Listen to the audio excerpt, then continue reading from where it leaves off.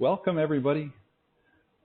Welcome to CoreLight Spiritual Weather Report. It's June 13th of 2021, and this is Brad Laughlin, and I'm here in the United States. And Leslie, our beloved Leslie, is in South Africa. And if you were on last month's call, you heard that I got this inner prompting, very clear inner prompting to be in the U.S. And so here I am, following the marching orders from the inner planes, as they say.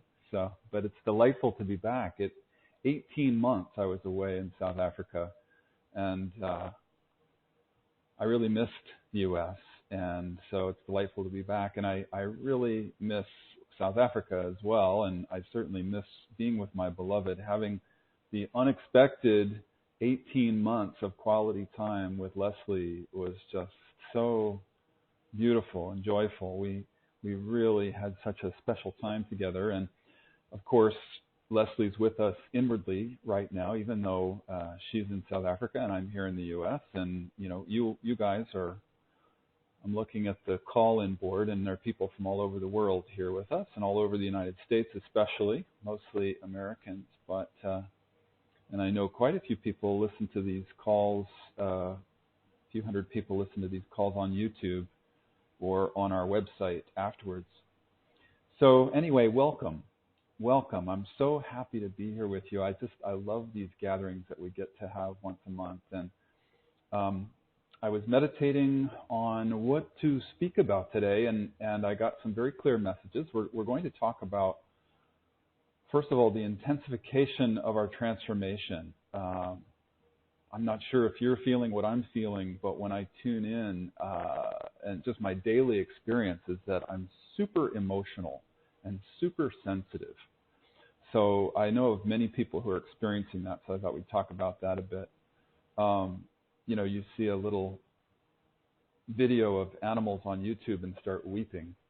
And it's I feel kind of silly, tears streaming down my face at the silliest little things that just touch that super sensitive place inside of us. So it's actually wonderful, but it's also intense. The other thing I was planning to talk about today is the astrology.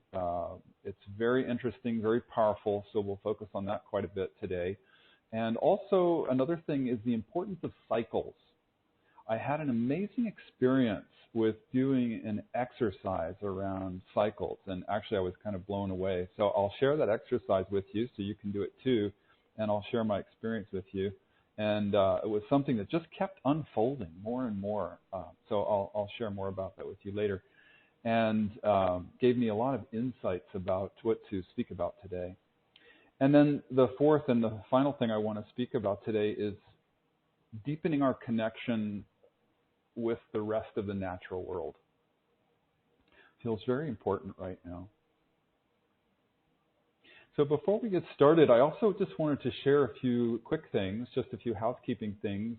If you want to know the dates of the upcoming Spiritual Weather Report calls, I just posted them on our website for the rest of the year, July through December. So you can go to our events page at corelight.org and see those if you want to plan ahead. And also, I wanted to mention, very exciting news, Leslie's turning 75 this year. On August 12th is her birthday. And so we'll be doing some kind of celebration. We're not 100% sure what yet, but stay tuned and we'll send out an email about that, whatever that is. Also, I wanted to mention that our very good friend and colleague, Anna Breitenbach, the animal communicator, who many of you know, she's doing a very special event on the solstice, a week from today, June 20th. So I just wanted to call that out. We sent an email out about it this week, which I hope you got. But this is a very special opportunity. We're actually we're going to talk about the solstice today. So I'll speak a little bit more about the call with Anna, the solstice celebration with Anna, later in our call today. But I would really love you to join her there. She's such a gift to the world. I just marvel at the level of accuracy and precision of her interspecies communication. It's like nobody else on Earth I've ever experienced. And Leslie would agree. You know, Leslie's always been an interspecies communicator, as most of you know. But Anna's Anna's abilities are pretty extraordinary if you've seen her work before. If you've seen her video on YouTube about Spirit the Black Leopard, which has over 7 million hits now. It's pretty remarkable. So very special event coming up on the solstice with Anna. And just lastly, before we get started, I mentioned last month that the last few months actually, that I'm going to be doing an event with Anna. She and I are co-teaching a course called For the Love of Animals, A Call to the Heart. And we sent out an announcement saying hold the dates about that. The dates will be September 22nd through October 31st. It's a 6-week online course, and the details are forthcoming. But we'll be talking about. There's no way to register yet, by the way. We got a few emails asking how to register, and that's not ready yet. So I'm just letting you know about it so you can hold the dates. But we're going to be talking about why interspecies communication might be important for anybody on a spiritual path, or let's say a path of consciousness. And the reason is that it's a direct experience of our connection with the web of life, and it helps us to realize that we're not separate, we're not alone, we're not individuals floating alone out in space. We're all connected, and then we see and we feel the spirit that moves in all things is inside of us as well as in the rest of the natural world. So I'm super excited about this course. It's the first time that we've done anything quite like this. It's a combining of our work, because both the spiritual path that CoreLight teaches and Anna's work as well, which is about interspecies communication, they're both about developing the quiet mind and deep inner peace. And also they're about clear seeing and intuition and developing a greater capacity for listening. So much of it is about clearing the egoic mind, clearing the clutter that gets in the way of our connecting with the rest of the natural world. And so that's why I'm so excited about it, is that it's an opportunity to combine all of this with our love of animals. So be on the lookout for that. We'll be creating some new videos and some new web pages for the CoreLight site that talk about it, and we'll be sending out some email announcements about all of this in the coming weeks. So I hope to see you there. So I want to welcome everybody, especially welcome to our old friends, but especially welcome to the new people, to anybody who's new to CoreLight. In case you're new, this is how it works on these calls. Leslie remains in silence, and she gives a transmission of healing energy during the call, and I begin the call with a guided meditation, and then we speak about the prevailing energies that are affecting all of us. And also we talk about the spiritual truths, the principles that are most helpful for all of us right now. And so we do that for a little while, and then at the end of the call we have time for questions and answers and sharing. And people send questions and sharings by email in advance. And if you want to do that, you can send to courses@corelight.org, courses@corelight.org. And if you're on the call live with us, you can type your questions in on the Q&A board if you're on the web call, not if you're on the phone. And then we always close with, if we have time, we close with a brief guided meditation or a prayer or whatever we have time for. So we try to keep the calls to roughly a couple of hours, and if you have to leave before they end, there's no problem. You can always listen to the recording later, and we send out the link to the email list later on. And like I said, it's also posted on YouTube. Okay, so let's go ahead and get started. I invite you to close your eyes and take a few long, deep breaths as we do our guided meditation right now.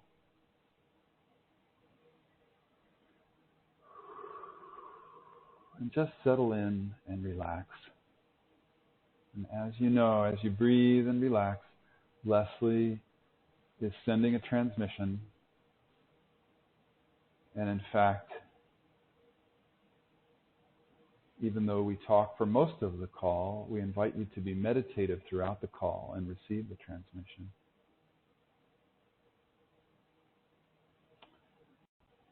And whether you're with us live today or listening to the recording later, it doesn't matter because we're all part of the field. We're all connected beyond the third dimension. Time and space don't really exist. So it doesn't matter when you're hearing this, it's all happening all at the same time.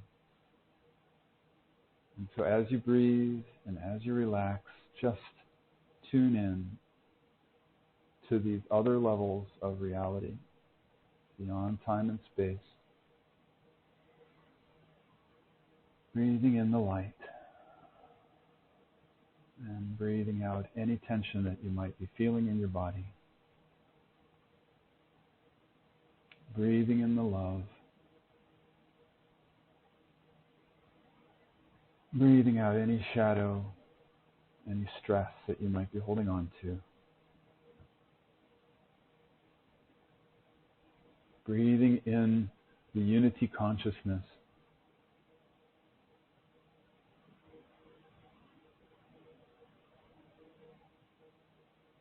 Breathing in the present moment.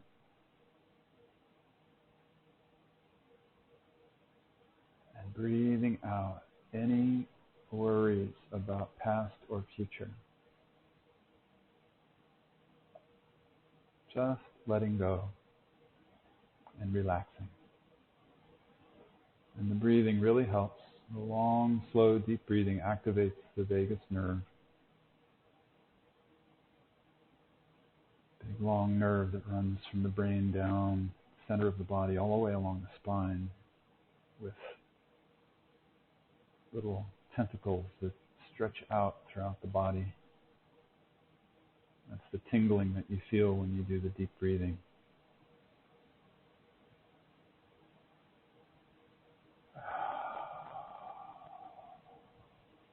So just letting go. And let's, as we breathe and as we feel the light pouring into the body, as we feel the tension leaving,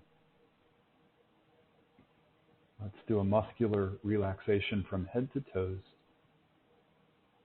Just scanning your body from scalp to toes.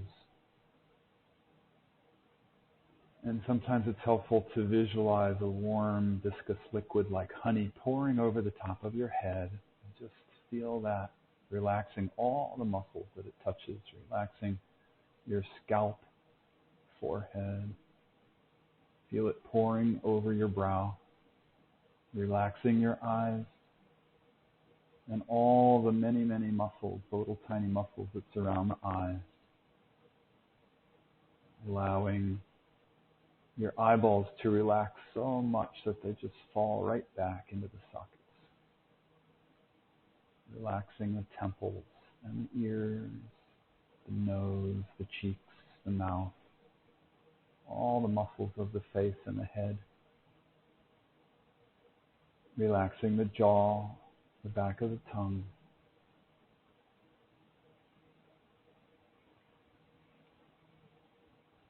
Just letting go. Remembering to breathe. Breathing in the light. Breathing out the tension. As you relax the back of the tongue, feel the whole region of the back of the head and the neck and the shoulders relaxing automatically. All connected. Feeling that warm honey pouring over your shoulders and down your arms, relaxing The arms all the way down to the wrists and the hands and the fingers. Just breathing in the light and breathing the tension all the way out the body.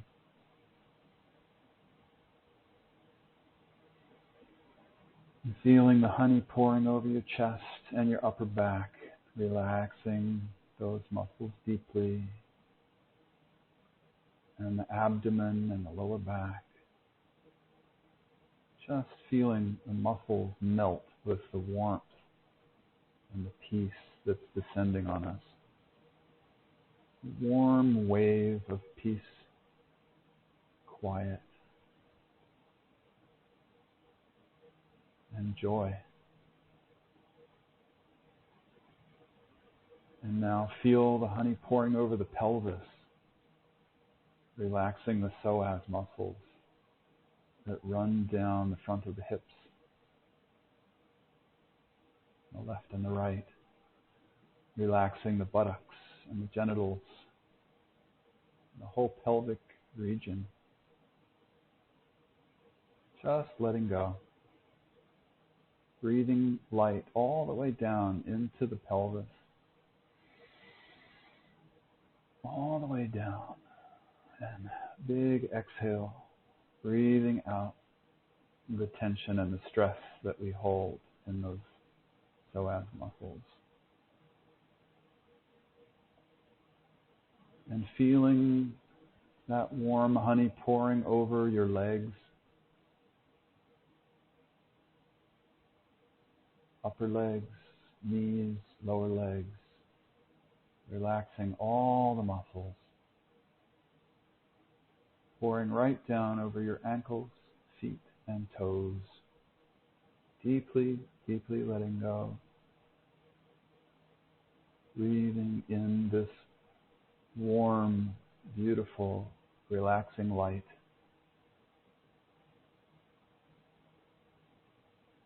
Breathing it out, breathing out the tension.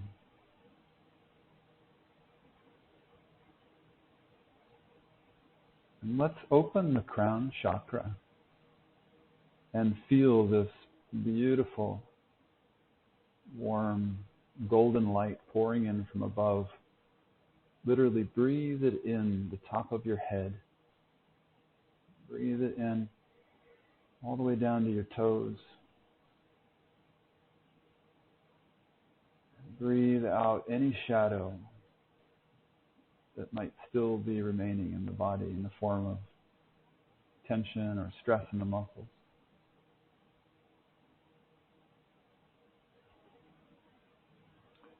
Feel the crown chakra on the top of the head like I forget what it's called, but that hole that a dolphin and dolphins and whales have on the top of their head, the spout.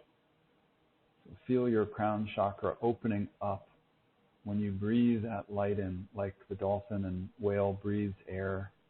Feel yourself breathing in golden white light from above. And breathe it in all the way down to the bottom of the lungs and all the way down to the toes if you can. Breathing out any stale energy in the bottom of the lungs. Breathing out any shadow that you might be holding on to.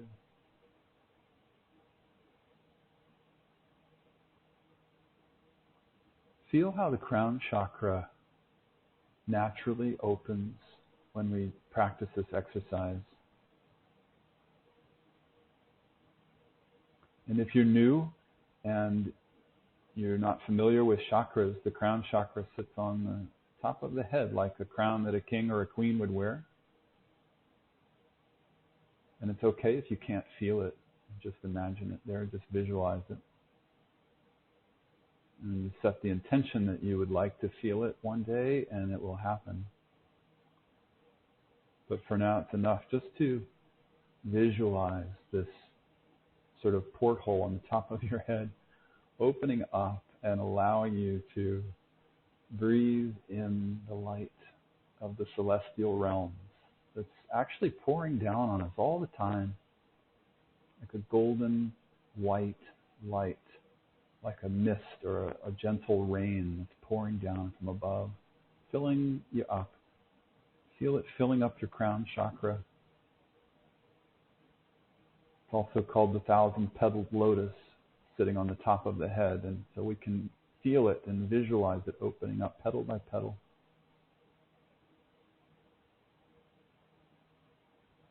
And breathe in this light into your body and into your aura, filling up every cell of your body. Visualize every cell like a miniature sponge. Trillions of little sponges soaking up this light inside the body, filling you up, filling up your aura as well. So you're becoming a column, beautiful, big, bright column of golden white light.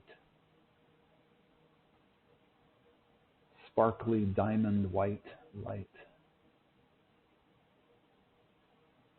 And that's actually who we truly are. We are that light, which is essentially love, energy of love. If you could feel it, you would feel unconditional love. So let's just be with that. Let's breathe in unconditional love through the top of the head. See it as whatever color you choose, whether it's golden white or diamond white, sparkly light, or you might see a different color. You can feel it, see it, filling you up to every cell, all the way down to your toes. It's so beautiful, so relaxing. The whole body tingles and absorbs, feels effulgent, luminous.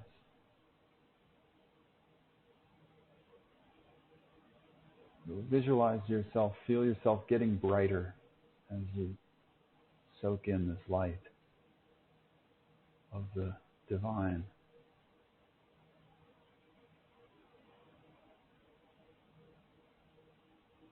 I'll just be quiet for a few moments because it's so beautiful.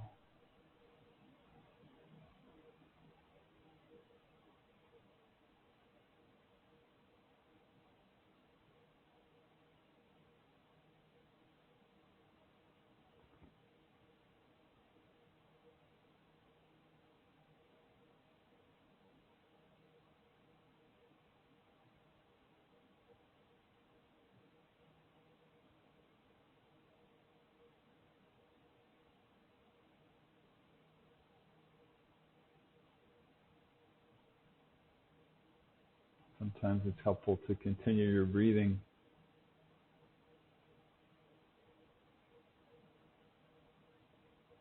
long, slow, and deep.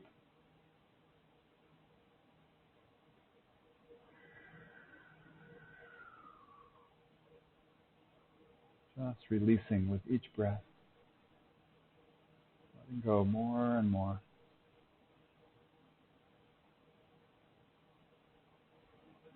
Let's put our attention on the root chakra, which is at the base of the spine. And you can feel how the root chakra naturally opens just by putting your attention there. Naturally relaxes that whole area. It's not a doing, nothing to do. You just allow your attention to be placed right there at the base of the spine, at the root. And let's drop our grounding cords from the root chakra down, all the way down to the center of the earth, connecting, wrapping our grounding cord around the core of the earth. We can visualize the core of the earth like a beautiful golden, molten golden core, or a crystal, whatever you feel it to be. And commingle your energy with the energy at the core of the earth.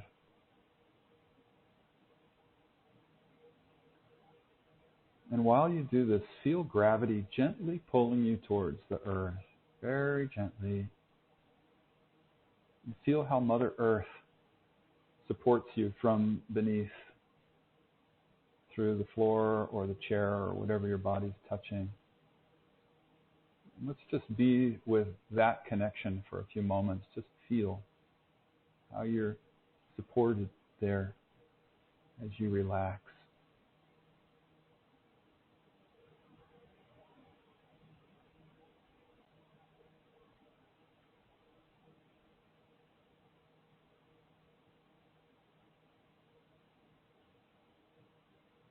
As gravity pulls you gently towards Earth, you can let go into the arms of Mother Earth like a little baby would let go in its mother's arms, just completely relaxing, feeling safe, comfortable, warm, relaxed, completely at peace, completely letting go, feeling perfectly comforted and held by the Mother.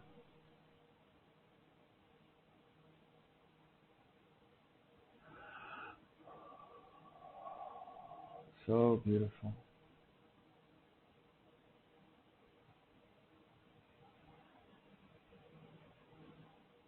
And then gently draw the earth energy up through the soles of your feet.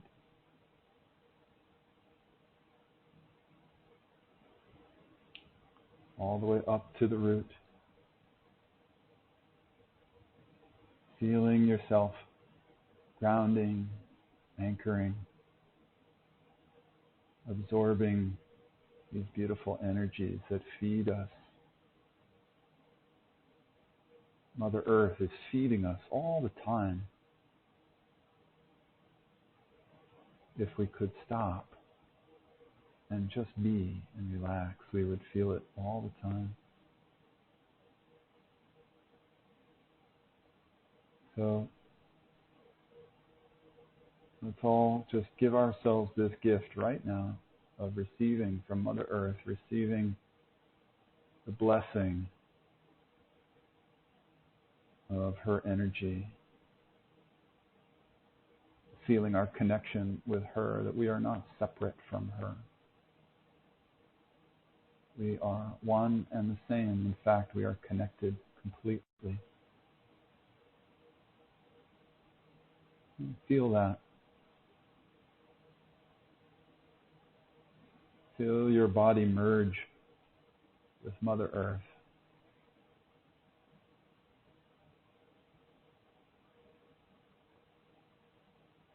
Sometimes it feels like we're sitting inside her. So you can visualize your body sitting inside the earth. Maybe the ground level is at your waist, so that your lower body is completely immersed in the earth. So visualize that and feel that.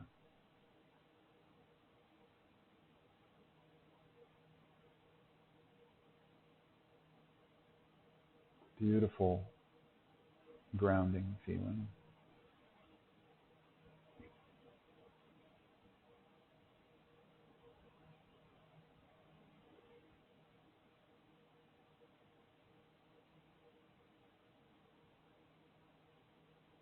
And now let's feel our bodies, the physical body, as the midpoint between the celestial realms and earth.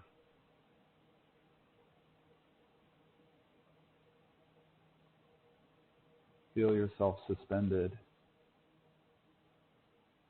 between the two, anchored by earth and also connected to the heavens.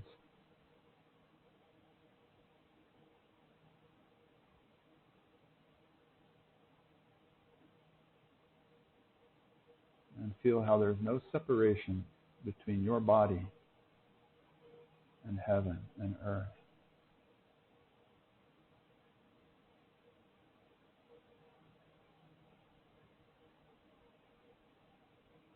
In fact, the body is heaven on earth. So feel that. Take that in. The body is heaven on earth.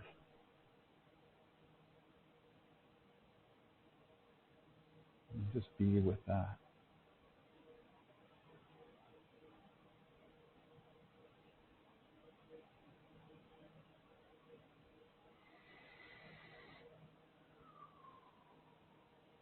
And while we all sit with that and absorb that and allow that,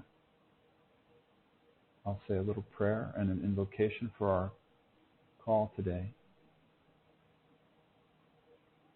We call on the Great Spirit, Divine Mother, Father God, the Self that we all are. We call on all of the beings in the invisible realms, the angels and the guides and the teachers who surround us in the highest love and support. And I invite each of you now to call in your own guides and teachers, invite them into this space.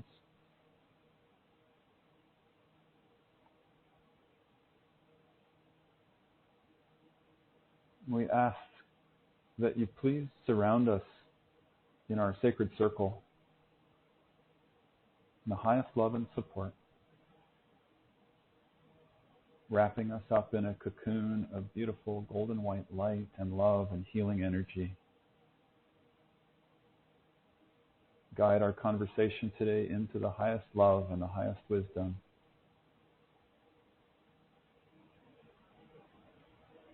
And hold our hands as we walk in the world into our soul's highest purpose.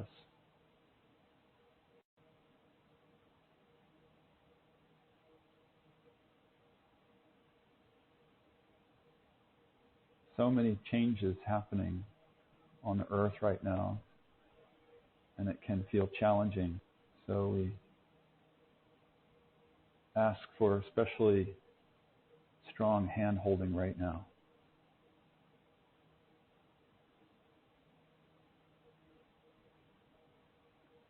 And we offer our gratitude. We're grateful for this time that we share and the love that we share in this sacred circle. We're grateful for all the love and support that flows in from the invisible realm. We're grateful for these bodies that we get to wear for a few years on this beautiful blue planet. In our beautiful bodies. Thank you, thank you, thank you.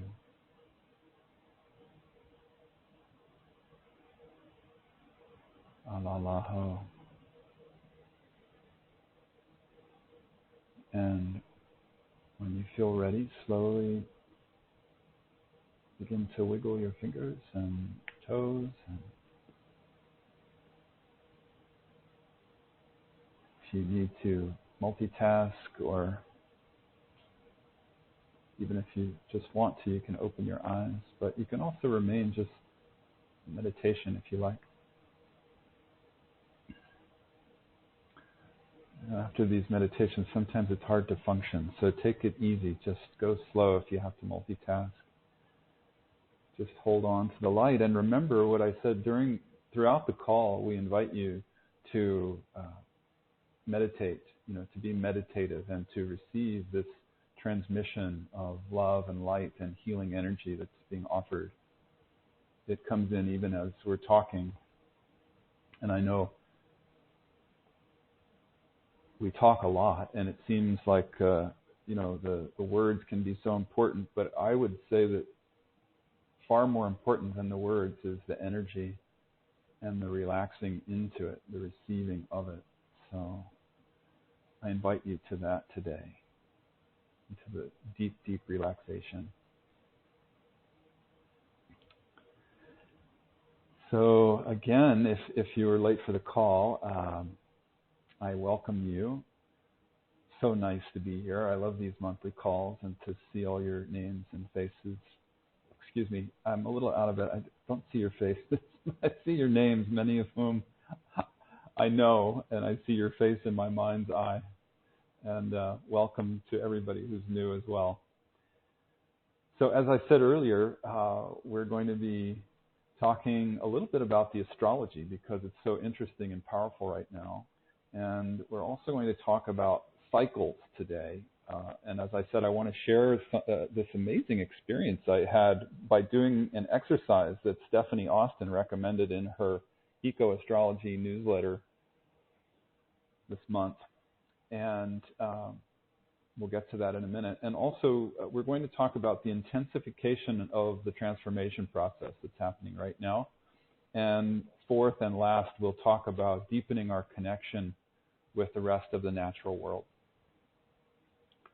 So first, to mention about the astrology, if you're not on Stephanie's mailing list and you want to receive her newsletter, you can go to ecoastrology.com and you can get it.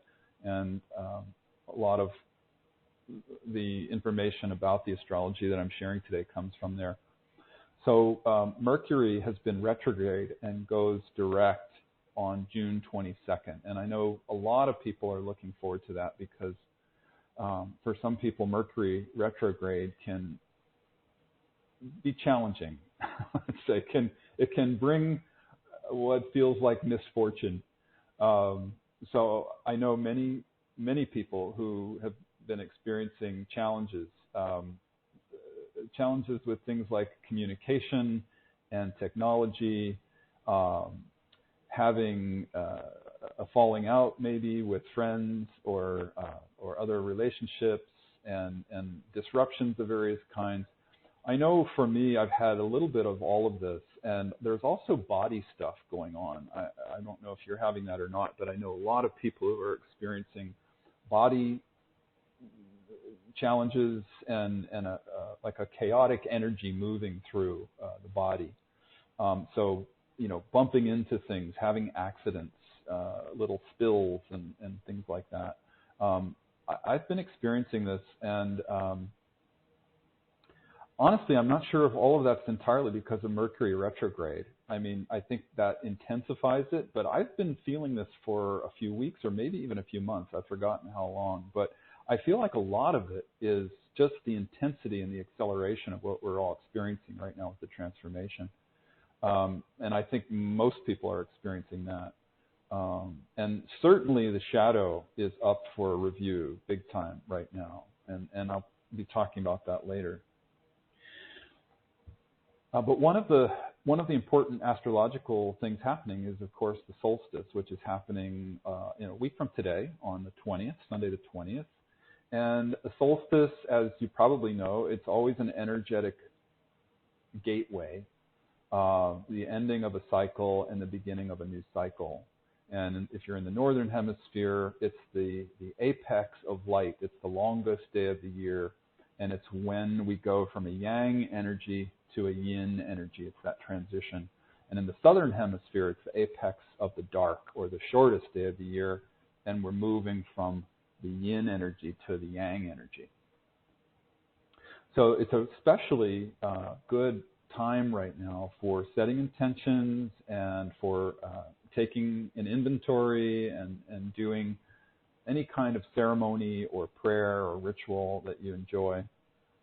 And again, as I mentioned before, Anna Breitenbach is offering a solstice event, which I highly recommend.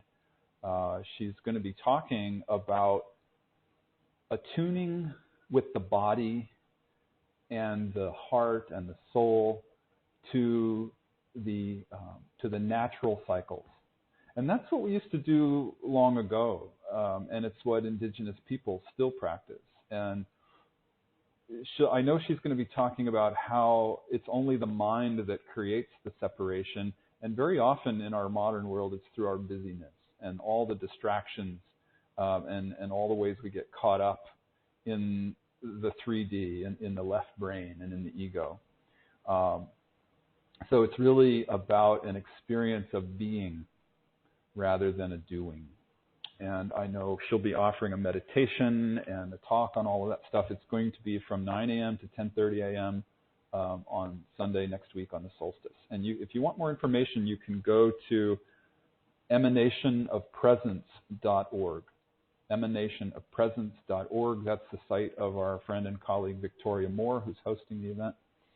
So I'm going to be there, and I hope you'll join us. It's a great way. I'm not speaking; it's just Anna, but it's a great way to participate in some kind of solstice celebration if you'd like to do that.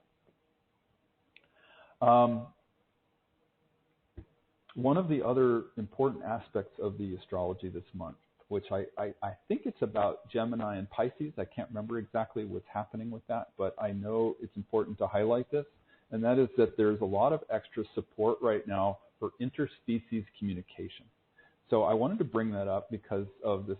It's very interesting to me that that's what's happening, because Anna's offering this event on the solstice where there's this opportunity for us to dive deeper into our connection with the rest of the natural world. And that's not just about telepathic talking with our pets and other animals, but it's also the rest of the natural world, which includes all the trees and the planets and the stars. And if you want to, depending on what kind of person you are, you can even extend that to our galactic neighbors if you're inclined towards that kind of thing. That's also interspecies communication. There was an eclipse on the 10th of June, and this brings me to the exercise that I want to tell you about. I'm very excited about it. I had a really powerful experience with this. You can still do it even though the eclipse has passed. It was a solar eclipse, and they often correspond with major endings and beginnings, and they happen close to the same degree every 19 years exactly. And so there was one exactly 19 years ago. And so we're in this 19-year cycle. And what Stephanie recommended was that we do this exercise of asking, what was I doing 19 years ago? So if you do the math, that was 2002. And you can ask yourself, what was important back then? What was happening? And what's coming to completion right now? What is that cycle? And where do we need to go to the next level? So, I almost skipped over that. I thought, yeah, I've heard this before. Okay. But I thought, all right, well, let's just try it and see what happens. So I'm just calling this out to you if you're having those thoughts, because I actually did it, and it was amazing. I noticed that there were 3 really important cycles in my life. And I'll share some examples just in case it's helpful to you to see how it might apply to your own cycles and the endings and beginnings that you're going through. So what I saw first for me was that 19 years ago, we published the Returning to Oneness book. Leslie and I we published Returning to Oneness. And as synchronicity would have it, we just revamped the book and we added a new chapter and a new foreword, and we published this 3rd edition just a few months ago. So to me, that was pretty amazing. I hadn't realized that. I had to look up our calendar from 2002 to catch that. And then another thing is I remembered that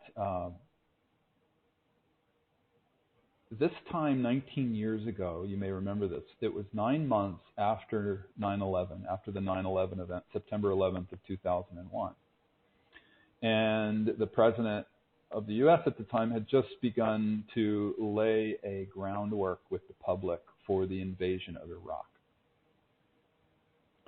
And if you've been part of CoreLight that long, you may have heard me tell this story, but what I remember was that it was a very rare moment for Leslie, for my life partner, Leslie. And when all these, horrible world events were taking place, she got really angry, like a lioness. And she yelled at her guides, and she didn't. I think she may have only done that once or twice, as far as I know. But she yelled. She came to me and she said, "I'm so angry." I yelled at my guides and I said, "This is not okay. What is it going to take to change the world?" And she said they replied very quickly and succinctly. And they said, "A lot of enlightened women." So that happened almost exactly 19 years ago. And I remember that started me on a journey of understanding the guide's reply. Leslie and I talked about it a lot, and we processed it a lot. And it was a new phase of my journey of balancing masculine and feminine, about balancing those energies within me, but also learning about what that means for the earth as well, for the collective. And I won't dwell on this because I have talked about it quite a lot over the, occasionally I speak about it on these calls, so I won't repeat myself too much, but it's worth calling out that, they weren't saying it's not important for men to wake up. Because, of course, when I heard that, I thought, well, what about me?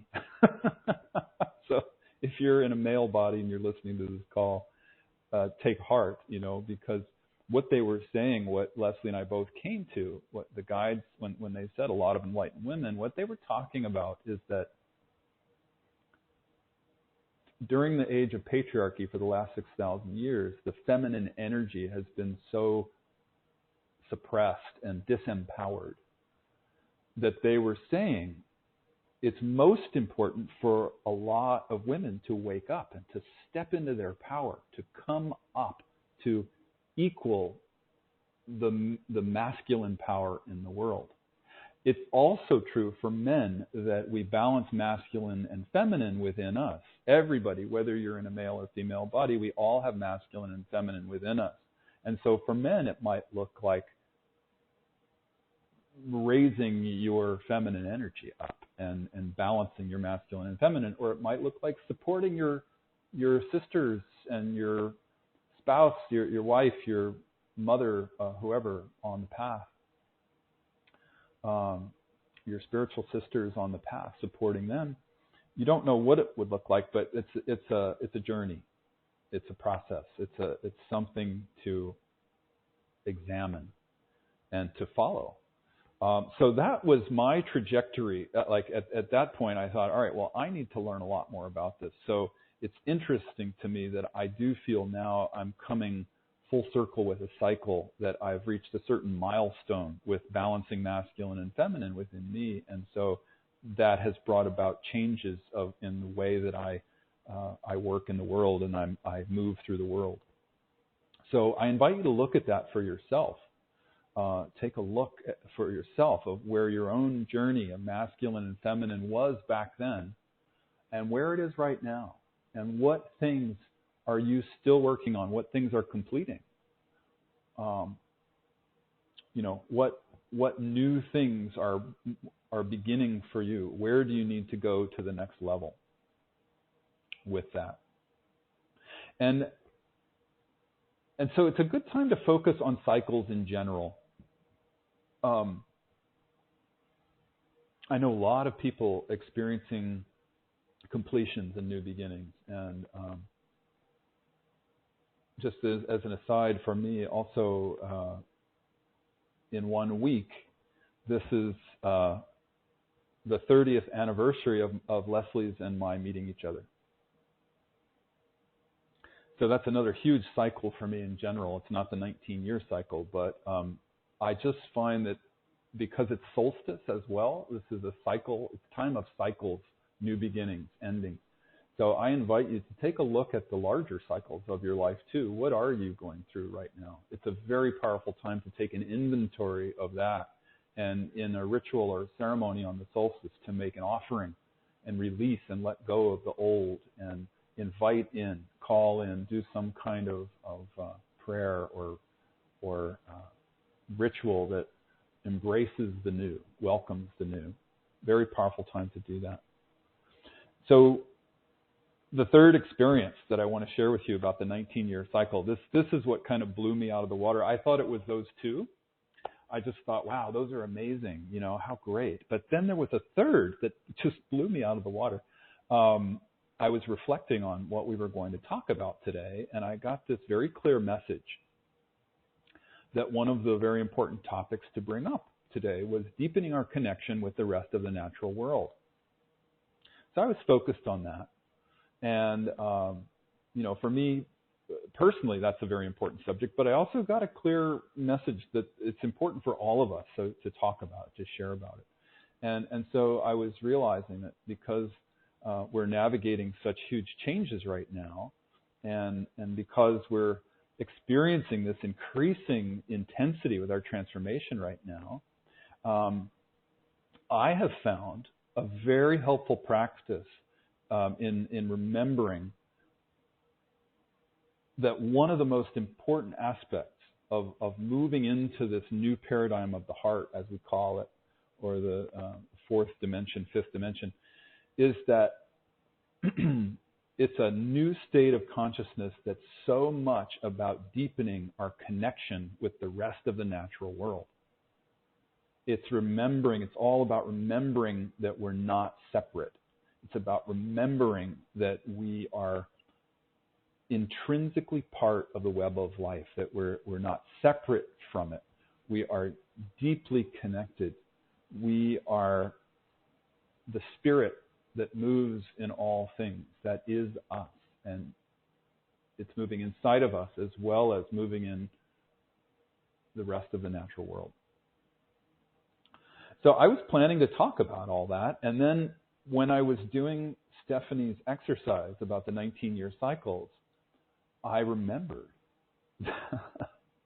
in 2002, something amazing happened. And again, some of you may know this story, so I apologize if it's a repeat, but it's always, this story always bears a little repeating. And 2002 was when Leslie and I first started spending significant time in South Africa. We had just built our house in South Africa, and we were spending more time there. And it was 2002 was when our cat of 14 years, whose name was Sananda, he left his body that year. And that was foretold to us when we first got him 14 years prior. Well, Leslie got him 14 years prior, and I came a couple years later, but I had him for 12. Leslie had him for 14. But it was at that time, when he left his body, that Leslie's guides, so unsolicited, she told me that they said to her, Sananda is going to reincarnate as a white lion in Africa. And we kind of looked at each other like, what? And they said, your job is to go out and find him. And I thought, oh my goodness, how are we going to do that? You know, my mind started going like, well, we're going to have to travel all over Africa. I mean, where are there white lions in Africa? I don't even know. And I envisioned this huge quest that we were going to take all this time to do. And to make a long story short, what happened was shortly after he left his body, we were in South Africa at our home there. And we, by quote-unquote happenstance, you know, by divine providence, let's say, we met our friend, our longtime friend now, Linda Tucker. Some of you know Linda Tucker. She's the founder of the Global White Lion Protection Trust. And so when we met her, happened to meet her at a restaurant in the little town near where we Spirit had directed us to live in South Africa. She said that she was working with the White Lions, and we both sort of nudged each other under the table. We didn't know, like we couldn't just come out and tell this stranger that our cat had reincarnated as a white lion. We thought she probably would have thought we were crazy. And so that was a big moment. You know, if you've known us for any amount of time, you know that we've been closely involved supporting the Global White Lion Protection Trust ever since then. And Linda, on that day, she showed us a picture of Mara, the white lioness, and 3 little cubs she had given birth to. And Leslie told me later that she had this mystical experience where out of one of the little cub's faces came the image, this hologram of the face of our kitty, Sananda.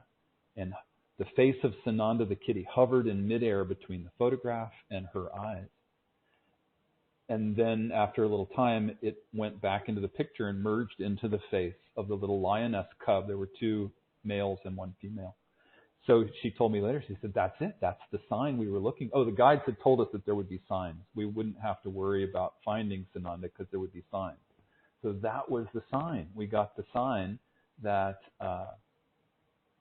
Sananda was born into the body of this little girl cub. And right around the same time, Leslie's guides also shared with us, they gave us a message. And they said, part of the reason that you're here in South Africa is to plant seeds in consciousness about interspecies communication and about our connection with the rest of the natural world. Humans' connection with the rest of the natural world. Because one day, they said, the guide said that the fences would all be coming down on the earth. And one day, we wouldn't live to see it, but one day, humans and animals would live together again in nature as we did long ago, but in a new way, in a way that is at a higher level, in a new kind of harmony. And so they said, you won't see that in your lifetime, but your job is to start planting those seeds in consciousness now. So that was almost exactly 19 years ago. And so this cycle of the solar eclipse, the 19-year cycle of the solar eclipse, I'm just marveling at all these major cycles that started then and are coming to a form of complete, it's not that they're completely ending, but a milestone is being reached. And for me personally, I'm leading this course with Anna Breitenbach this year on For the Love of Animals. So this 19-year cycle, for me personally, is extraordinarily powerful. And so I just had to share it with you to encourage you to do that exercise for yourself. And don't give up. It took, I thought I was done with the 2. And it took a little more work of really meditating on it and journaling about it to discover that there was more. So you can take that, if you want to break through in consciousness, take that exercise seriously and see what comes up for you. So I'd like to just share a little more with you about the topic of deepening our connection with the rest of the natural world. And I wanted to start with a quote. This is by a quote by somebody I don't know. His name is Amit Gupta. The quote goes like this: "Nothing in nature lives for itself. Rivers don't drink their own water. Trees don't eat their own fruit. The sun doesn't shine for itself. A flower's fragrance is not for itself. Living for each other is the rule of nature." I just love that. And there's another one I want to share. This is a Native American proverb. "Everything on earth is borrowed. There's no mine or yours. There's only ours. Even time is borrowed. We kill over a plot of land that belongs only to our Mother Earth. All you have is what you came with, and what you'll leave with, your spirit."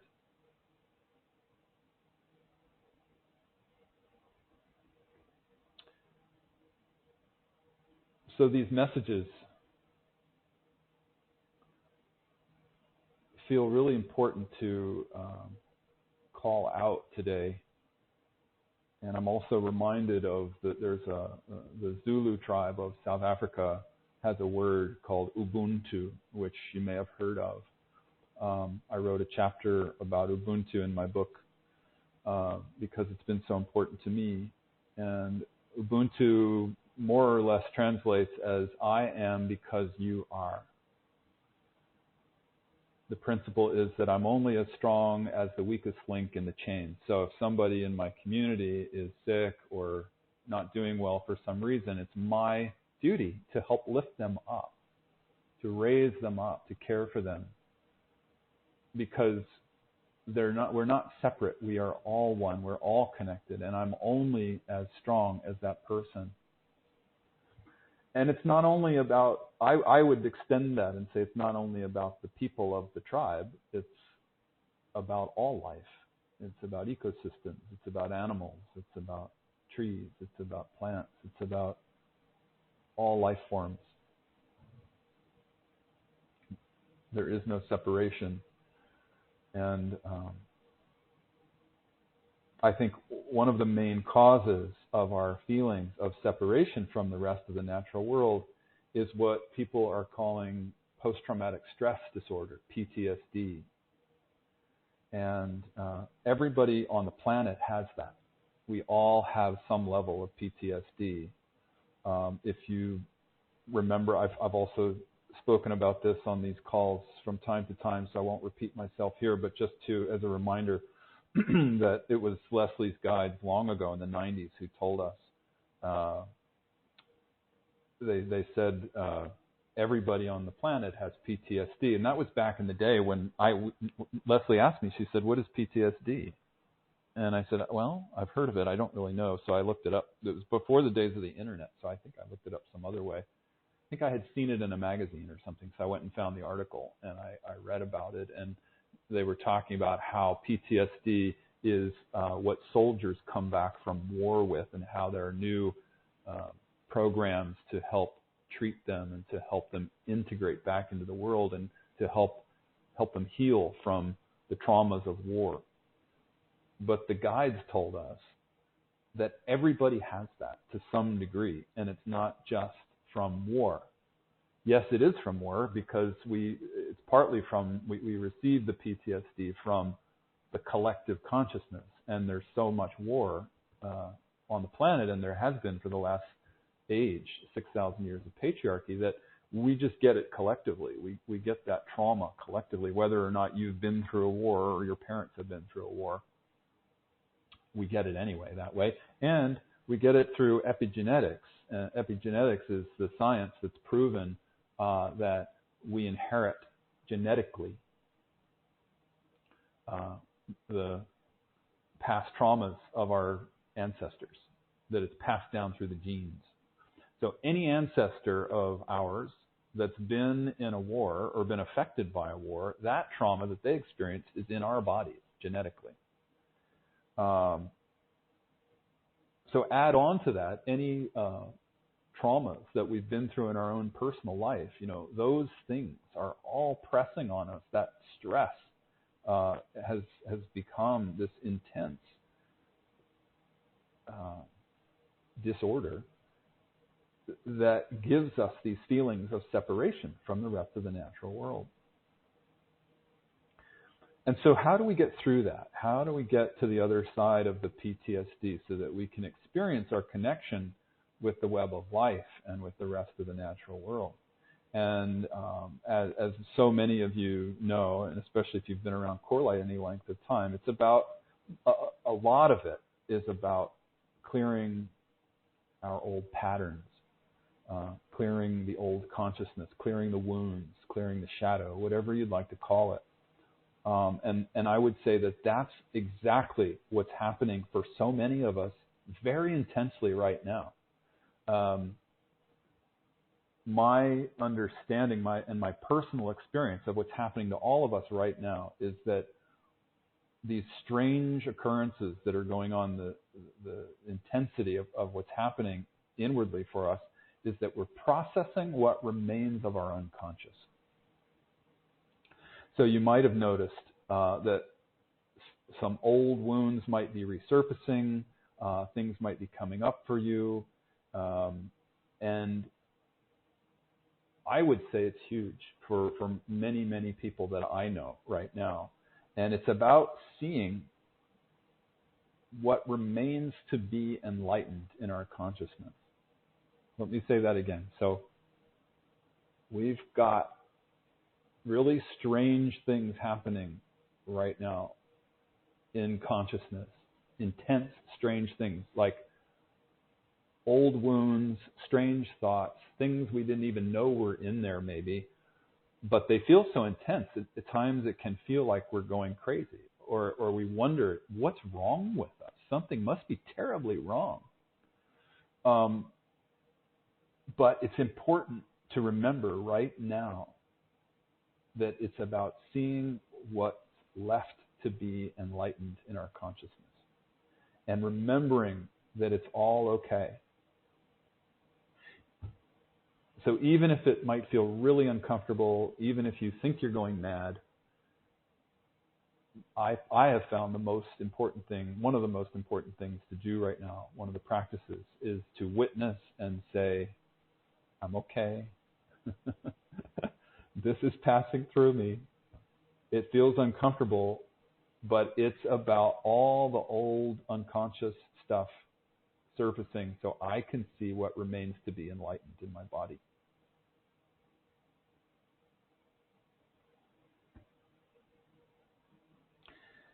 So there are many ways to create those changes that we're seeking, and some of the ways include the methods of processing consciousness that we offer at CoreLight and in the Marriage of Spirit book, but most people nowadays have all kinds of methods that they use. So since I'm telling you what CoreLight offers, what I would say is it's most important to witness, to practice witnessing, and remembering that we're not the stress, we're not the fear, we're not the worry, we're not the thoughts and emotions that are so intense, we're not all these strange energies passing through, and there are a lot of them right now. Are you experiencing this?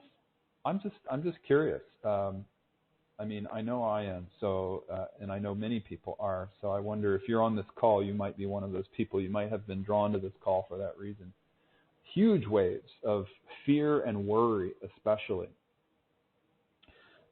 If you're not having this, consider yourself blessed. You are one of the blessed ones who's having a good time right now. But if this applies to you, take heart, because you're not alone. So I would also add just a reminder of what we talked about last month, that it's really important to feel the inspiration and to feel the joy that's available to us right now as well. So as we move through the shadow, it's really important to remember that there's something new ahead that's really amazing, that's coming, and it's joyful. And so last month we talked a lot about manifesting joy in life. And if you didn't hear it, you can listen to that on our free resources page at CoreLight.org. But the inspiration and the joy are especially palpable right now if you choose to tap into that level of consciousness, which all of us can do. It's a choice. And so we can go in and feel that excitement and enthusiasm for what's coming. For the birthing of whatever this future holds for us. It may be a little ways off, but I have found that like tapping into that helps me get through the most challenging times. And I have to say, just as I'm speaking about this, a hawk flew right by. And the hawk message is, hawk medicine is high altitude seeing. It's seeing the big picture. So this, to me, when I go into this state of tapping into those energies of inspiration and joy and enthusiasm for what's coming, it's seeing the bigger picture, the trajectory of our human evolution. That is where we're headed. We're headed into this new paradigm of the heart. Even though we may not live to see that day, we know that the work we're doing, all of us, is planting those seeds in consciousness. We're doing the clearing work, not just for ourselves, but this is our gift to our brothers and sisters and our families, and we're opening that door in consciousness so that others can walk through. And this is also, like I said, it's what helps us to realize that we're so connected with the web of life. It's intrinsic to us. We are the spirit that moves in all things.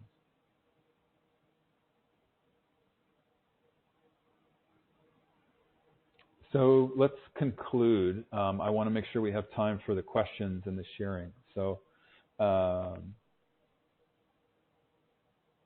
let's just conclude. The fear that we're experiencing right now is not just present time. It starts in childhood, and we get programmed to live life in fear very early in our culture. You know, school, just the whole school drama teaches us fear. We fear getting bad grades. We fear getting punished. We fear not doing it right. We fear not getting into a good college so we can have a good job later. And then we fear not having enough money, and we fear failing. It's like, do I need to go on? So much of what we do in life is because we don't want to go to the thing we fear. So we have to behave this way so that we don't face our fear that is drilled into us. And it also includes, the whole medical establishment, the whole, our health. We fear getting sick. We fear getting diseases. We fear that something bad is going to happen to us. So we're busy doing all kinds of things to avoid what we fear around the body, and avoid and we fear and avoid death. And yet, we can't get out of life alive. The body will die one day. And as I heard somebody say recently, I love this. Somebody online, I can't remember who it was, that she said, she was talking about how we never die. Nobody dies. And what she said was, there's actually only one life.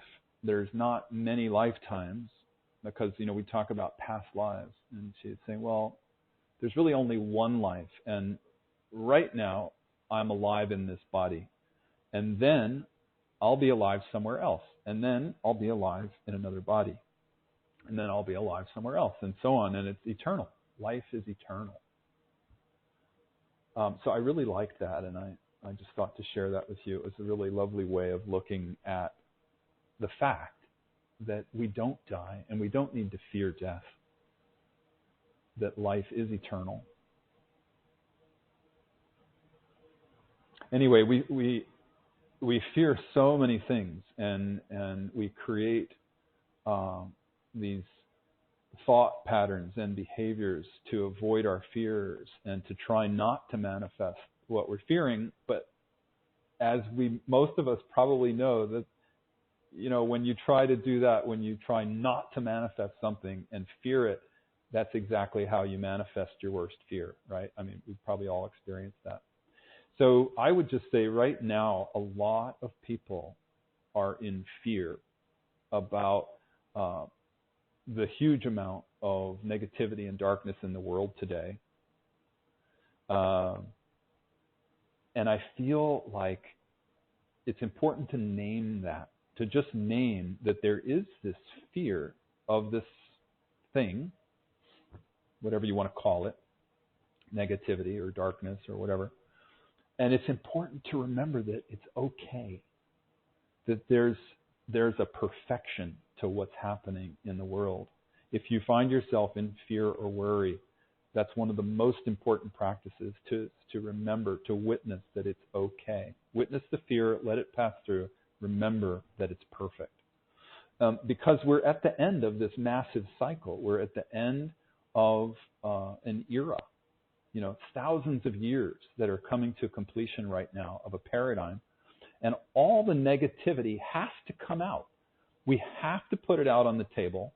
We have to shine a light on it so it can be seen and dealt with. And it's the only way that we can then let it go and ascend into the higher vibration that is the new paradigm. So it's like the image that I get, the metaphor that I'll leave you with for today. It's like we're in this big dark room and we're feeling scared about so much that lurks in the darkness. But it only takes one match to illuminate that whole room. And so my question to you is, are you that one match? Can you be that one match that lights the room?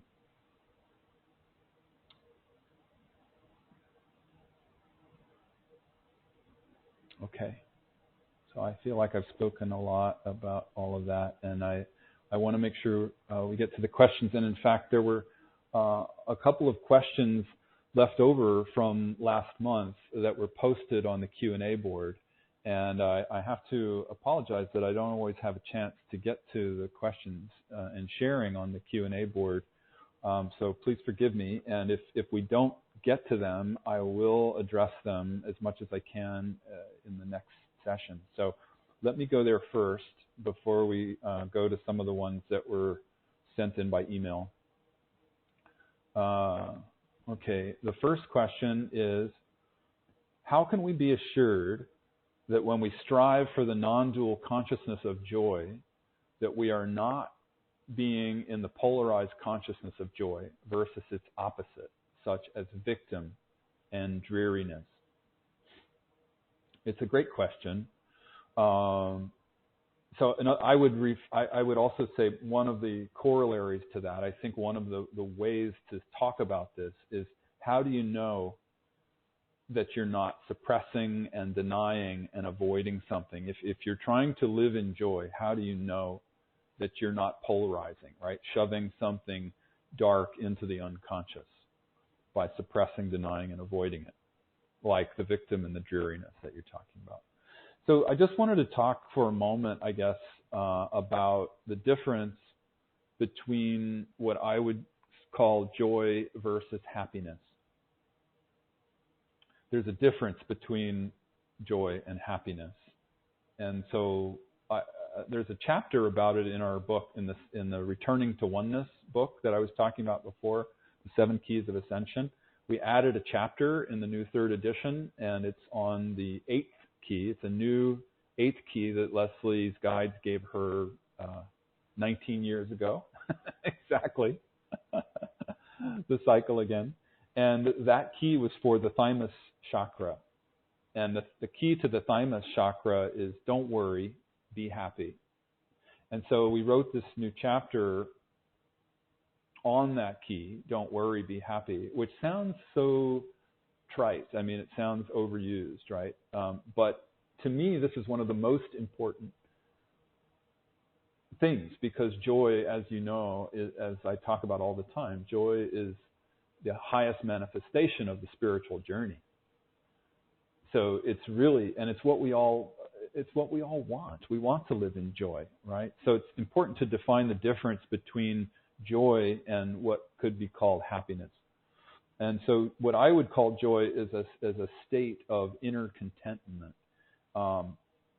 It's a state that arises from within, and it's not dependent on our outer circumstances. So that's the key difference. It's not that inner contentment does not depend on outer circumstances. That's joy. And so that's, you could call it a lasting happiness perhaps, but it's not dependent on anything or anybody outside of us. It's not dependent on the objects of our affection. So for example, we get a raise, or maybe we receive a gift from somebody, or we do what we call practicing retail therapy. Those are the kinds of things that are fleeting. It's like a child with a new toy. They bring some kind of temporary happiness, but it's certainly not a permanent state of inner joy. And it's that permanent state of inner joy that we're talking about here. It's that state that comes with spiritual awakening. It's permanent. It's internal. It's established independently of whatever the third dimensional worldly reality is outside of us. I'm not saying that it's not important to have delightful physical things in our life. Of course it is. We love relationships. We love sex. We love new things. We like cars and houses and all the wonderful things, the abundance of life. But the difference is that we're not attached to those things, and we don't require those things in order to feel happy inside. So we can have, the swirling dance of negative and positive and loss and gain happening all around us, the vicissitudes of life, as they say. And even with all of that, there's still an inner contentment. So that is what we're calling joy. And so I hope that answers your question, Mark. I think that's the measure, to witness what's bringing you the joy, and what are you? Is it polarized? I guess, and you named a couple of the opposites. You said victim and dreariness, but you'll know when you witness and you look inside. What are you feeling? Are you feeling that permanent state of inner contentment, independent of what's happening in your world, or is there a dynamic that's going on that you're polarized with? So I hope that's helpful. And I feel like, honestly, nowadays, I feel like if you're happy, don't over-mentalize it. Just enjoy it. There's been so much drama and trauma the last, while that I feel like, my goodness, if you've got some moments of joy, just appreciate it. Just love it and allow it, Certainly witness it. Don't try to hang on to it if it's the polarized kind, but, just be with it and appreciate it and be grateful for it. All right, I hope that helps.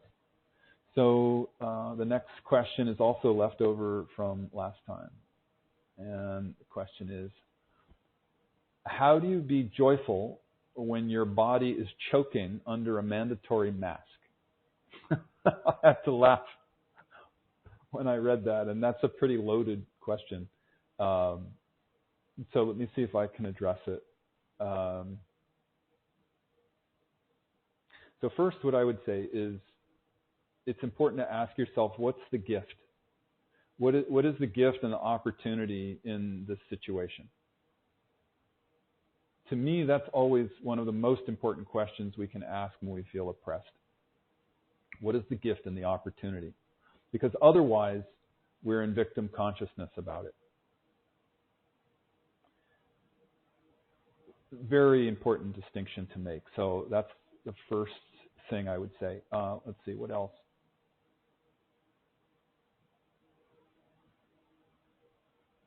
So I would say, in order to be able to even ask that question, and certainly to find the answer, you have to find some level of witnessing. You've got to find your neutral observer, your witness self that can kick in. And even a small amount of it will work. But when we're ready to learn the lesson of the experience, that's when the witness kicks in.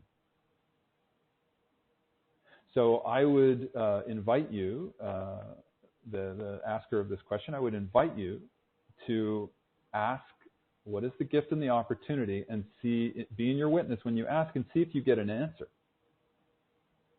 What is your answer to that question? What is the gift and the opportunity? And if you don't get an answer, and even if you do get an answer, if you want to take another step with this, I would suggest that to understand the way that consciousness works is that you can only go as high as you're willing to go low. That's a spiritual truth. That's an ancient aphorism. And so, a metaphysical truth, let's say. So, so you would then, in this instance, you would remember that as low as you feel under the mask is as high as you'll go when you learn the lesson and you clear the process around it. So you can start doing the processing work. It's very simple to do this processing work. You would start by just simply writing a list of words about how you feel when you're, I think the way you put it was, how did you put it? You said choking under the mandatory mask. So you would write a list of words of how you feel when you're choking under the mandatory mask. So let's see, what would some of those words be? Definitely oppressed is one, and victimized. When I tune in on your question, it feels like you're being tortured. You're angry. You feel rebellious. And I'm sorry. I don't mean. I'm not trying to pinpoint the asker of the question. This is for all of us. We may not all feel this way about masks, and I know that at least half don't. People have different ways of looking at this. But if you have any situation that's oppressing you and you feel victimized by it, you make this list. And in that list, these are the words that generally come up when we feel victimized. And it often leads to, one of the words on the list has to be depression. When there's the rebellious anger and the kind of outer expression, the hatred and the indignant, the righteous indignation as well. Those words come up as well for all of us. And it's not about you, the asker of the question. This is for everyone. But also to remember that below that anger is some kind of fear. Usually below any anger is fear of some kind. So you would want to look at what's the fear. You could start naming those things and put them in the list. And certainly depression comes up. We get depressed about these things. So then what you do is you do the opposites. You make a new column of words on the right side of the page. The first column's on the left, other column on the right, and you do the opposites, and that's the marriage of spirit processing technique. If you're new to these calls, Leslie and I wrote a book called The Marriage of Spirit, and that's one of the techniques there you can read about. And you practice witnessing while you're doing this process. You practice neutrally observing and just realizing that you are not these things. You're the perceiver through which all of these vibrations are passing. And you see that also, ironically, you're both sides of the list as well. You're not just one side, and you're not just neither side. You are also both sides. It's like you contain all of it because you, as a soul, are whole and complete and perfect unto yourself. And so it seems incongruous. It seems like a paradox, but it's not. It's actually the metaphysical reality. It's just with our third dimensional eyes, we don't see the bigger picture. And this is the bigger picture, which is essentially a paradox. So you would, practicing the witnessing, you would know that as depressed and tortured as you might feel right now, you're going to feel equally as elated and joyful when you get to the other side of the process. And it might mean that you no longer have to wear a mask. That's often the result of these processes that we do, is that the thing that was oppressing you goes away. You go as high as you went low. So I say that as an answer to that first question. What is the gift and the opportunity of the situation? And this is for all of us about any situation that oppresses us. When you ask, what is the gift and the opportunity?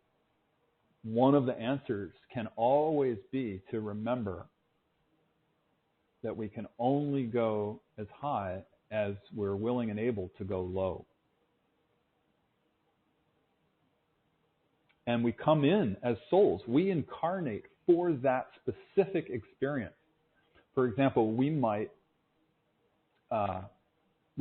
choose to incarnate to have a really awful experience, something that is quote unquote unforgivable. We might experience something, that is so awful that we can never even imagine forgiving the perpetrator for doing it to us. And yet, before we incarnated, we made a plan with the soul of that perpetrator to have that experience. And that perpetrator loves us so much that they're willing to come in and play that role so that we can feel that oppressed, so that we have to learn how to forgive, and we have to learn how to find our heart again and how to find love again, to snap out of the victim consciousness. And this is not to negate the pain and the suffering of the victim. I have total compassion for anybody who's going through anything traumatic. I mean, we've all been through stuff, terrible things. And to remember, part of the reason we come in for it is to learn that lesson and to see the gift and the opportunity so that we can love and forgive our way through it, and to have a new high that we reach as a soul, as an expression of a soul, to reach those new heights. When we really learn to let go and forgive and love, we reach a new height. But we have to go have those experiences of separation and victimization in order to have that.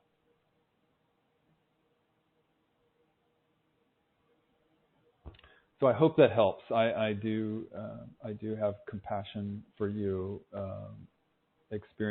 feeling tortured, and I know we've all had our experiences with masks of the last year plus. So God bless us all.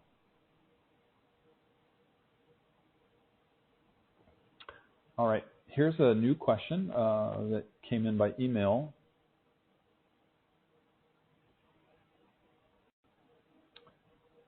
Question is, actually, it was more of a sharing, I think, but there's a question inherent in it. She says, I know this may sound trivial in a time of COVID and fighting in parts of the world, but my deep pain is up.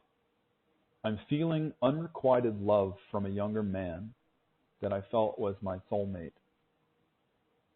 Also, his younger friends are making fun of me for falling in love with a younger man.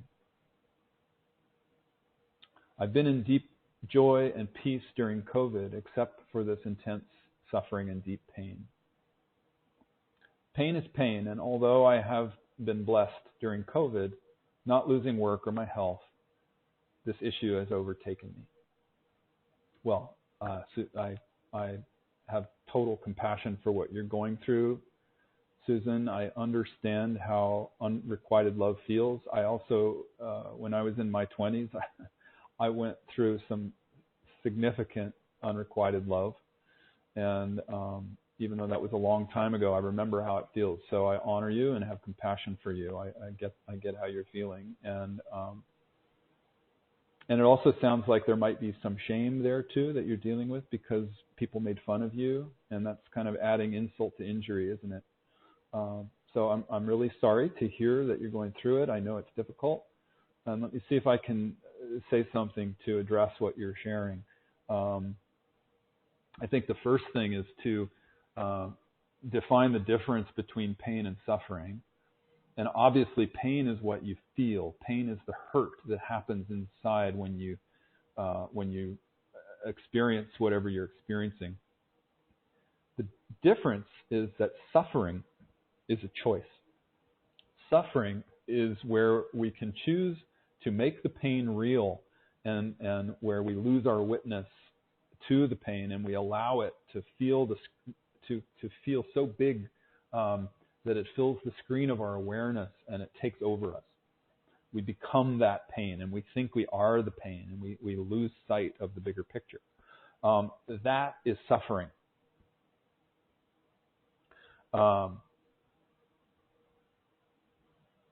the bigger picture, I would say, is what happens when the witness can kick in, and when we can bring in that witness enough to try to learn the lesson. That's when we don't let the pain be suffering anymore. Or if we're quick about it, the pain never has to become suffering. We can just witness immediately, say, oh, this is the pain. And you work with the pain, and you witness the pain, and you allow the pain to pass through the body, but you don't make it real. You don't let it fill the screen of your awareness. You don't let it take over your life. So you stay in your witness, and you practice that, letting it pass through, remembering you're not this pain. You're the perceiver, and the vibration of pain is passing through you.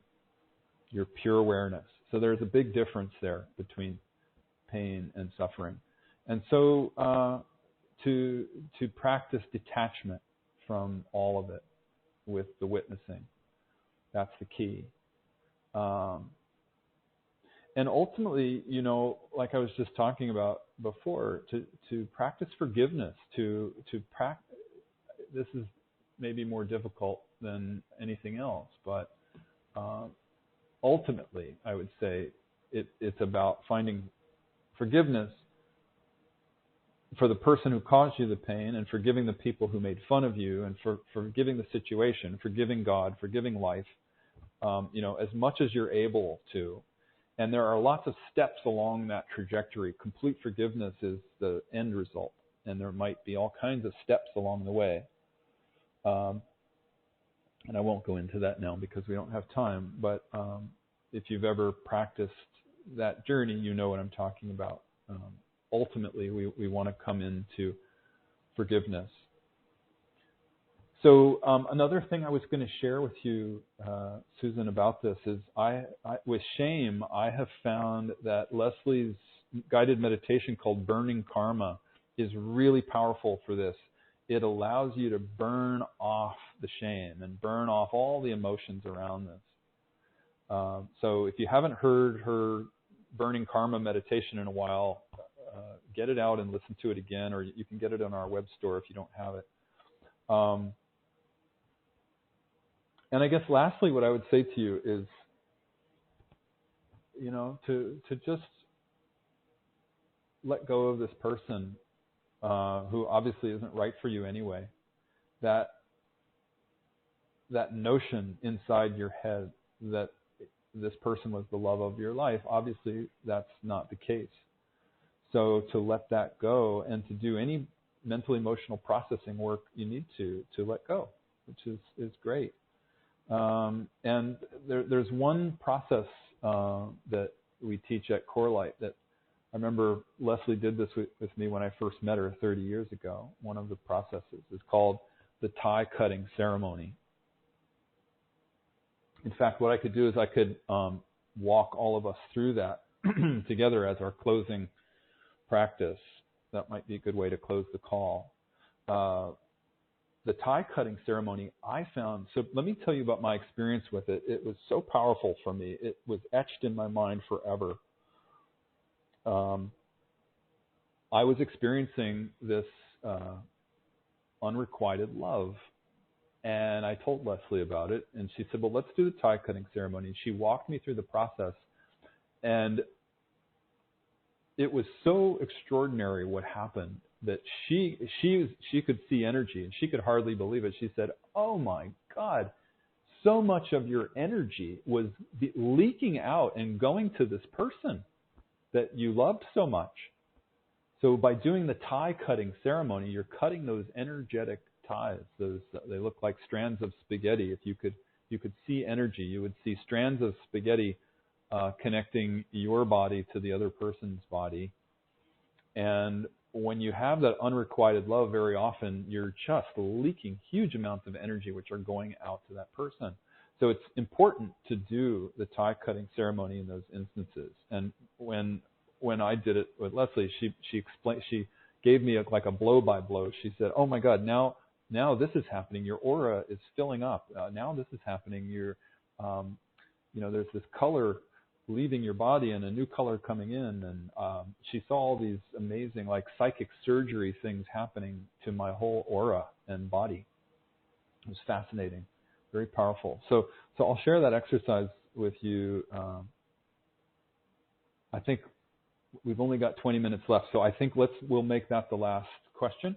And I apologize again to anybody who's written in on the Q&A board. We'll get to your questions and sharing next time. Before we start this last piece, the tie cutting ceremony, which is essentially guided meditation,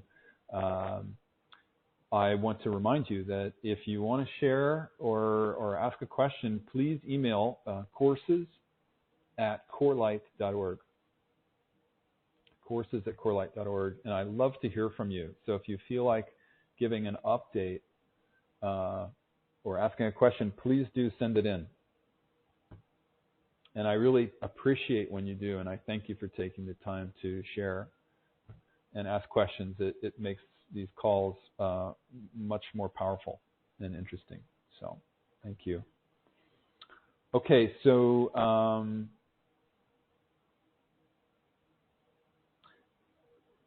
to complete that question, Susan, when you let this person go, you're going to be much stronger as a result of that. So I encourage you to walk in that direction as much as you possibly can. And hopefully this will help. All right. So let's close our eyes and get comfortable. And if you're multitasking, I would invite you to stop for now, take a few moments. This won't take long. Take a few moments to just get quiet. Close your eyes. Take a few long, slow, deep breaths.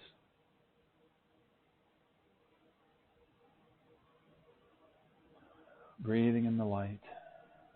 Breathing out the tension. Breathing in peace and calm. Breathing out any stirring up that our conversation might have created inside you.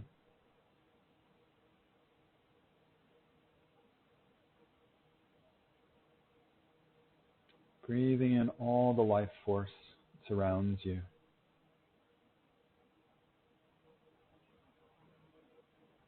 Breathing out any stress, any PTSD being held in the body.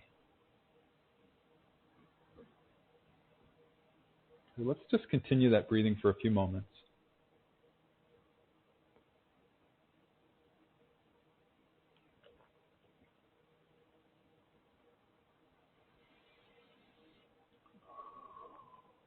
Deeply relaxing and letting go.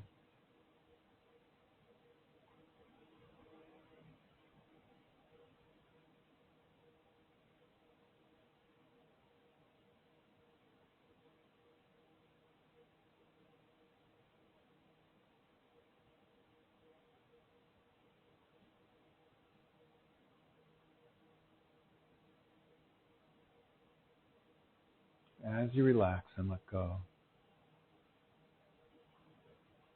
just feel yourself as a very sensitive being of light. See your own body and aura as light.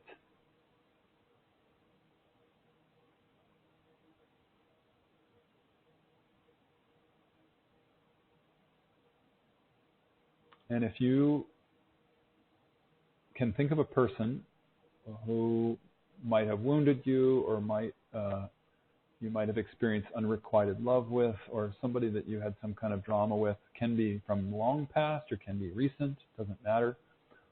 But invite the essence of that person into the room with you and visualize that they're standing or sitting in front of you.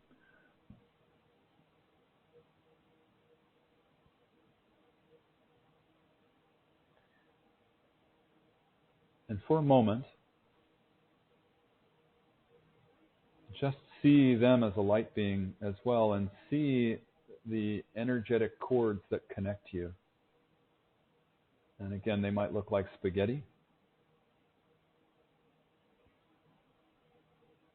connecting you to this other person. Where do you see them? Where do you feel them?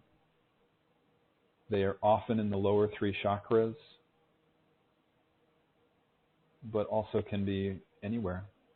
Heart, throat, third eye, crown, hands, anywhere. And it's okay if you don't feel or see anything. That's fine if you're new to this work. Just try to empty your mind and not think about it. Just be with what I'm saying. Visualize what I'm describing. So I'm going to speak some words, and I invite you to repeat them after me, and then just feel or visualize whatever happens after that. I call on the Christ light to illumine the ties of egoic connection between whoever this person is, you say their name now, and me. I'll say that again. I call on the Christ light to illumine the ties of egoic connection between this person and me. And then see what happens. See what you see, feel what you feel.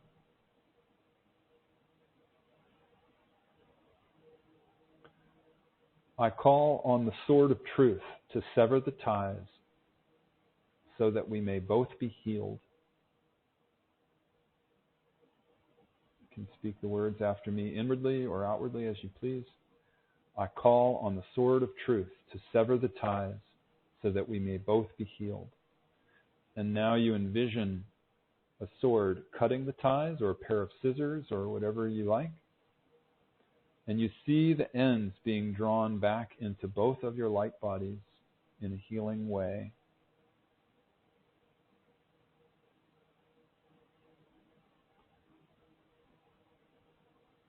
You can even say those words. You can say, I see and feel the ends being drawn back into both of our light bodies so that we may both be healed.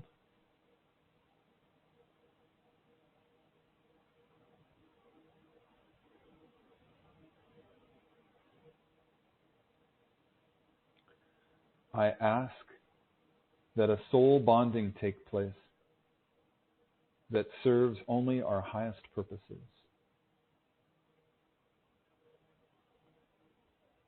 I ask that a soul bonding take place that serves only our highest purposes.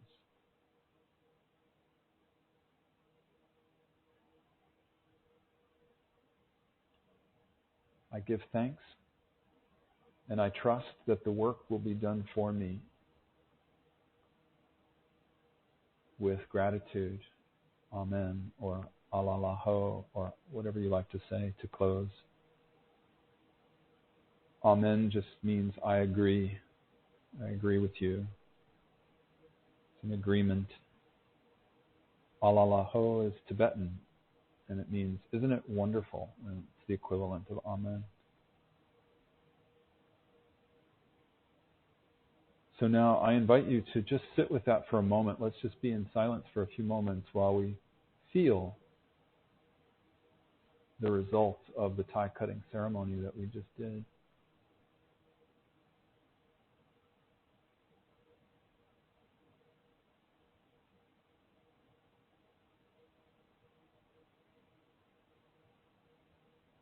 Breathing deeply. Breathing in the light.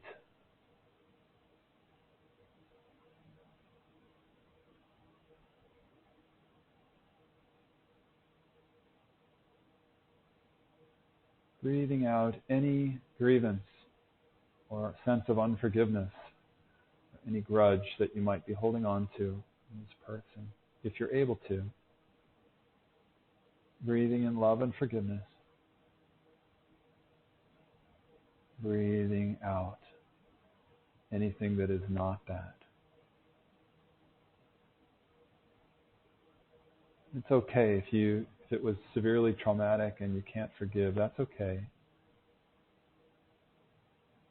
You just need to be with your feelings and set the intention that maybe one day you'd like to be able to forgive that person. By forgiving them, you're not condoning what they did. You're not saying it's okay. You're not negating the pain and the suffering that you experienced. The forgiveness is for you. It's not for the other person. It's so that you can get on with your life and let go of these cords. Because as long as we don't forgive somebody, we have these cords that were attached to them, giving and taking energy on the subtle levels.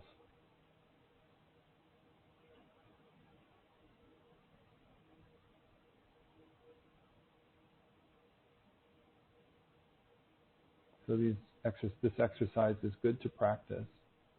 From time to time you can repeat it. You don't have to do it just once. If it doesn't feel complete, you can do whatever forgiveness work you like to do, or letting go work that you like to do, and then come back and do the tie cutting again another time.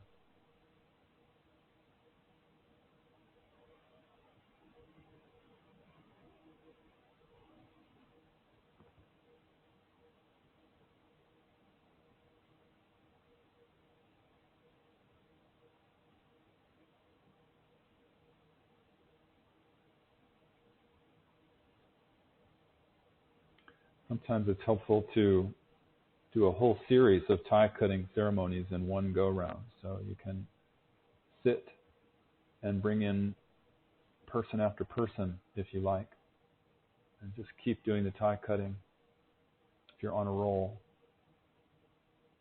and letting everybody go, letting them go, recognizing that you are whole and complete and perfect unto yourself.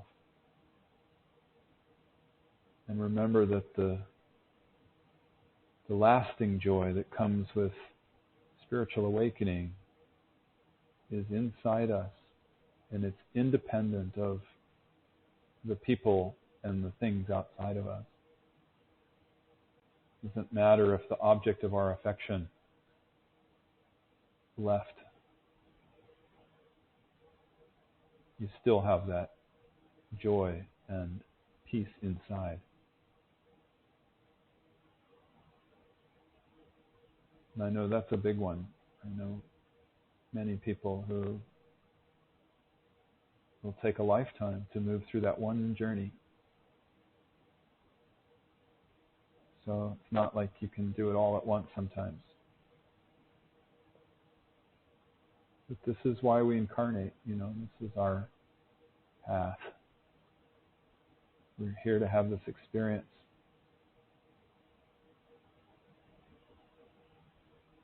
So that we can ascend to new heights.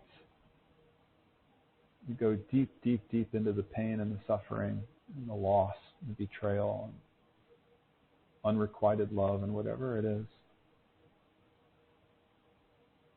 So that we can take this journey from that separation back into the unity, into the love and the forgiveness. Because that unconditional love is who we truly are.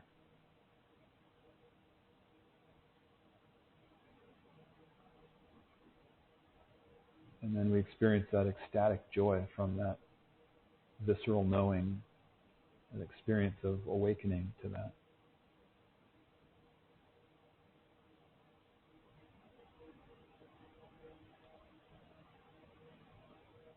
It can be said that unconditional love is redundant. Because if it's not unconditional, it's not really love. It's something else. It's polarized. It's dependent.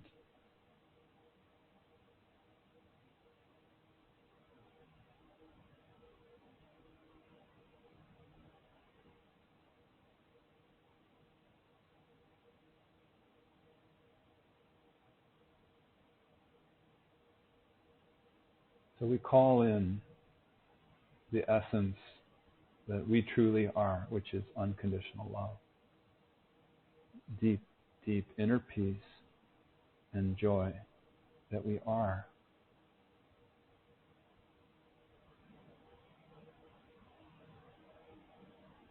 We awaken to that. This is our birthright, to know this, to feel this, to live this. So we call it in. And we give thanks, knowing that this is so.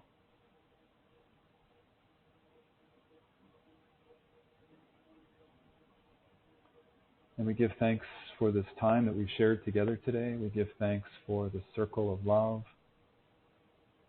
People all over the world, hundreds of people all over the world connected through our love, through our seeking of truth, through our empathy and compassion. We're all connected in the heart, whether you're with us live or listening in the future. We're deeply, deeply grateful for this web of love that we share. And we're grateful for all the guides and teachers in the invisible realms who have surrounded us today in love and support. Thank you. Thank you for the opportunity. Thank you, Spirit, for this opportunity to be in a body at this amazing time.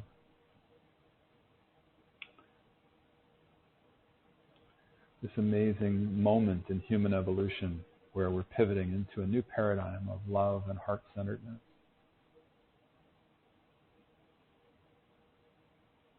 So we're deeply, deeply grateful. And we ask that you please hold our hands as we walk into the world, into our soul's highest purpose, sharing the light and the love that we are, and the joy that we are. Thank you. Alalaho.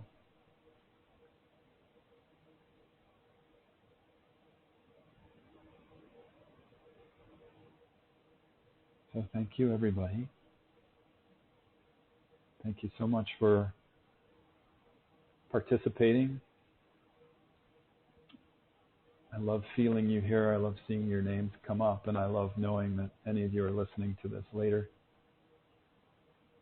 We're deeply connected always.